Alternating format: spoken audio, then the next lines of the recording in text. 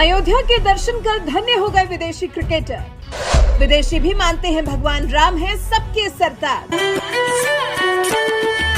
My faith obviously comes from the belief that I have in prayer. भगवान का नाम लेता हूँ तो मुझे बहुत पावर मिलती है। जय श्री राम।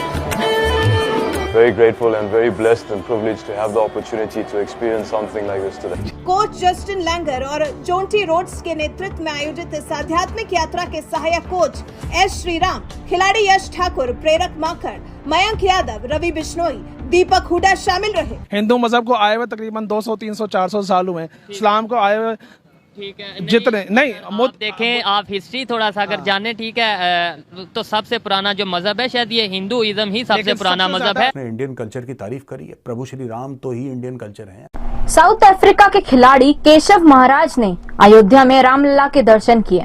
महाराज को भगवान राम का बड़ा भक्त माना जाता है और राम मंदिर की बड़े पैमाने पर इफ्तिताई तकरीब का मकसद। लेकिन एक चीज तो बड़ी क्लियर है, that India is changing. Spinner Keshav Maharaj ने सोशल मीडिया पर अपनी राम मंदिर की फोटो साझा करते हुए लिखा है, जय श्री राम, सभी को आशीर्वाद। बात करूंगी भारत की और आपको मैं बताऊं, उन्होंने एक स्टेटमेंट दी है और बोला है कि wow I love India, Bharat जैसा कोई नहीं। इससे पहले भी अगर बात करें तो बहुत सी ऐसी स्टेटमेंट्स, बहुत सी ऐसी नामवर शख्सियात की सामने आई हैं जो भारत की लगातार तारीफ कर। मैं भगवान हनुमान और भगवान राम का कट्टर भक्त हूँ। और जब वो ये सब कुछ करते हैं तो फिजा साहिबा उसके नतीजे में जनाब वहाँ पे आप देखती हैं इन्वेस्टमेंट भी होता है, कोई नहीं पूछता। वहाँ पर जो है खुदा आपका भला करे उनकी फौज भी जाके जो है यूएन में खिदमत दे रही होती है।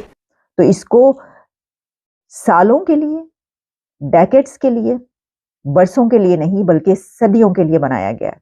इसकी कंस्ट्रक्शन ऐसे की गई है जिसमें साइंस का इस्तेमाल किया। They want to reclaim everything. They want to rewrite every history. They want to rewrite everything. Or they want to give a new face to India. तारीख लिखी जा रही है जिसमें भारतीय जनता पार्टी और उसकी जो सारी लीडरशिप है, पर्टिकुलरली आरएसएस चीफ मोहन भगवत जो है, यूपी के जो चीफ मिनिस्टर जो है योगी आदित्यनाथ, उन्होंने तकरीबन 7,000 लोगों को बुलाया है अयोध्या में, और जिसे आप कह रहे हैं कि राम मंदिर जो है जिसके अंदर एक गोल्डन गेट जो है वो इंस्टॉल कर दिया गया है, और कहा जा रहा है कि 13 ऐसे गेट मजीद इंस्टॉल किए जाएंगे। बहुत सारे जो इंडियंस हैं उनका पर्सपेक्टिव ये है कि ये जो बेसिकली तो वो कहते हैं ना जी कि 700 साल पहले कौन था इधर, जाहिर बात है मुसलमान थे, तो उन्होंने जनाब इसको ये जो सोना था यहाँ से लूटा और वो यहाँ से चले गए, और ये एक माइंडसेट है। जारी बात है दे बिलीव कि मुसलमानों ने ऐसे किया, और जारी बात है उनकी ये बहुत सारी बातें जो हैं वो फैक्ट भी हैं कि जारी बात है उस वक्त जितना चीज़ें लूटी गई, सारा कुछ हुआ, वो सारे कोई जितने भी मुसलमान उसमें इन्वेडर्स थे वो कोई इस्लाम को इंस्टॉल या इस्लाम को लेकर तो जो आए या मुसलमान तो उनके साथ आए, लेकिन वो अपनी बादशाहत की भी प्रचार कर रहे थे। एक हिस्ट्री उसके ऊपर जो है वो लिखी गई हुई है। लेकिन इम्पॉर्टेंट चीज़ यह है कि जो राम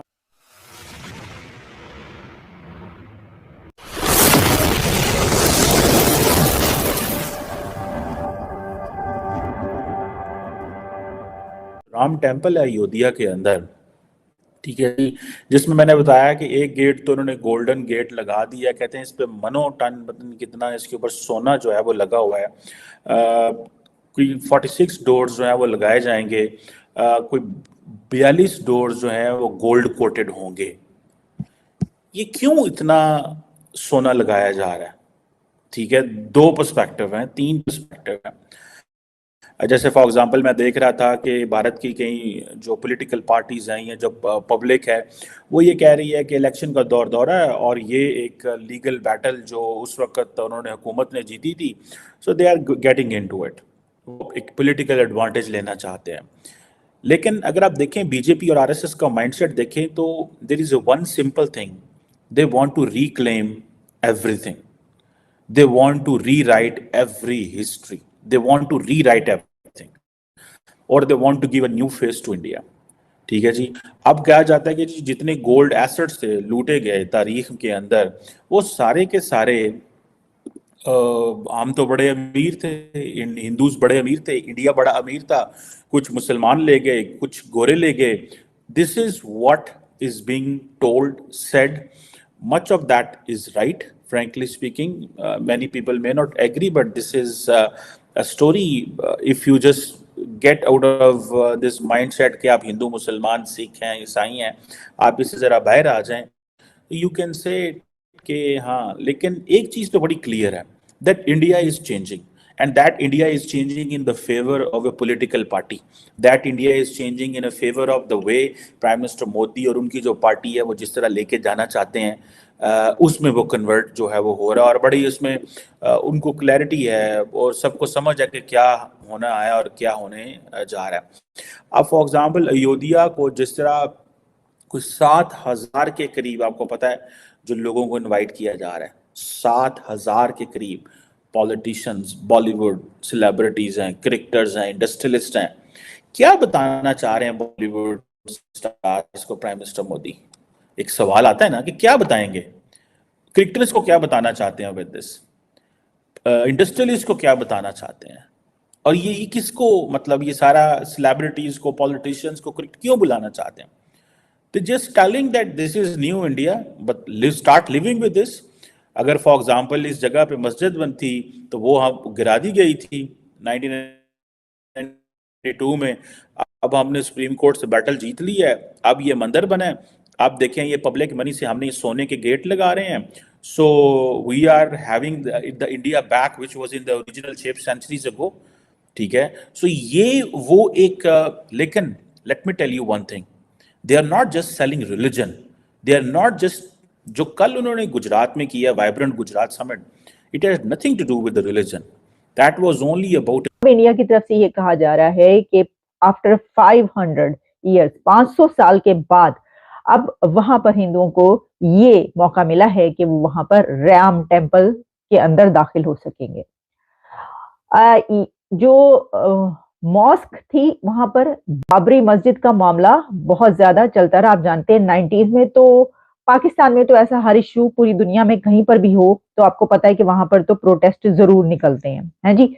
तो प्रोटेस्ट बड़े निकले थे, सब कुछ हुआ था. लेकिन अब क्या होगा, तो वो तो मैंने आपको बता दिया क्या होगा. धूप में खड़े होकर आप प्रोटेस्ट कर लेंगे, वो तो की कर सकते हो, की करना है. लेकिन इसकी जब आप हिस्ट्री पे नजर डालते हैं तो देखिए, सिर्फ राम मंदिर ही नहीं बल्कि इंडिया में ऐसी बेशुमार जगह हैं जिनके बारे में ये कहा जाता है कि वहां पर पहले, यानी मुगल से और जो मुस्लिम वहां पर इन्वेडर्स आते रहे, जिन्होंने बाहर से आकर वहां पर अपनी बादशाहतें कायम की, तो उस वक्त उन्होंने वहां पर जो मंदिर थे उनको तोड़ के जो है वो मस्जिदें बनाना शुरू कर दी. तो ऐसी हजारों जगह वहां पर हैं जिनके बारे में कहा जाता है कि यहाँ पर पहले मस्जिद थी, लेकिन अब उस मंदिर था लेकिन वहां पर मस्जिद थी.